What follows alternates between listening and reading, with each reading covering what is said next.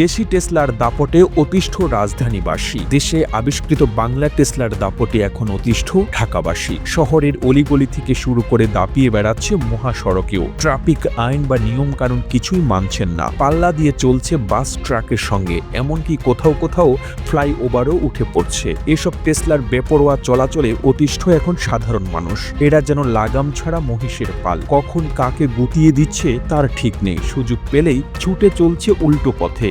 U turn বলে যে কিছু একটা আছে এরা বোধহয় জানেই না। সুইচ টিপলেই এসব টেসলা দৌড় দেয় বিপরীত রাস্তায়। ট্রাফিক পুলিশও এদের দাপটে প্রায় অসহায়, কোনোভাবেই সামলাতে পারছে না এসব বেপরোয়া ব্যাটারি চালিত অটোরিকশাকে। তাছাড়া এসব টেসলা চালকদের হুঙ্কার আরও এক ধাপ এগিয়ে। অন্যান্যদের মতো তারাও বাংলাদেশের নাগরিক, এমন যুক্তি দেখিয়ে তারা বলেন সব সড়কেই অটোরিকশা চলতে দিতে হবে। তাদেরকে আটকানোর চেষ্টা করা হলে দেশে যুদ্ধ বেঁধে যাবে বলেও হুঁশিয়ারি দেন তারা।